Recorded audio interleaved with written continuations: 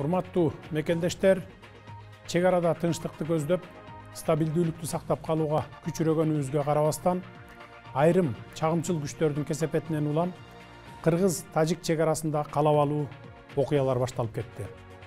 Биз бул окуяларды ырбатпай, Кыргызстан менен Тажикстан элдеринин ортосундагы ынтымак, ырашкерликти сактап калуу үчүн 2 күндөн бери бардык аракеттерди жасап жатабыз. Чек ара тилкесин аныктоо карапайым элден да, жетекчиликтен да өтө аярлыкты жана тыкан ишти талап кылган маселе.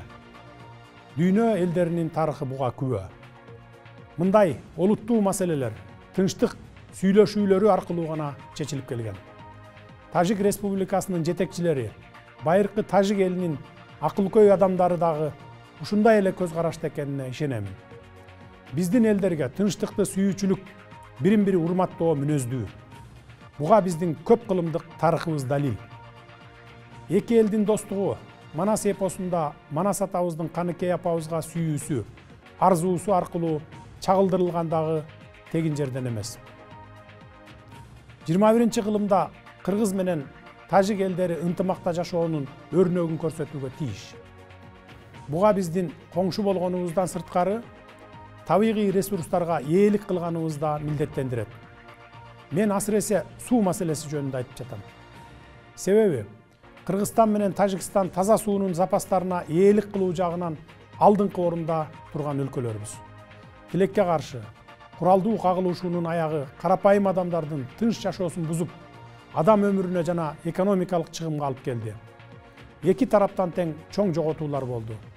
Учурдан пайдаланып, жакындарынан айрылгандарга терең кайгыруу менен көңүл айтамын. Мекенчегин коргоодо жан аябай салгылашып курман болгон жоокерлердин эрдигине таазим этемин. Согушту башташ оңой, токтотуш оор деп айтылат. Тынчтык жана бейпилдик баарынан кымбат. Бир нече жылга созулган жарандык согушту баштан кечирген тажик эли дагы муну жакшы түшүнөт деген ойдомун. Улуу Орозо айында мусулман калктарынын кырды бычак болуп кырылышып турганы жакшы жосун эмес. Ошондуктан бардык тараптарды тынчтыкка чакырамын. Азыр эле Тажикстандын президенти Эмомали Шарипович менен эки тараптуу сүйлөшүүлөрдү жүргүздүк.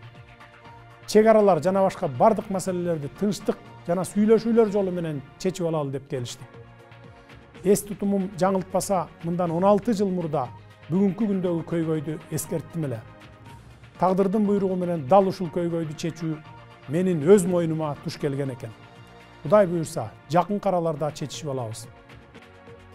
Учурдан пайдаланып, Баткенге барабыз.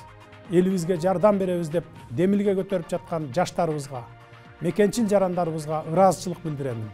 Жана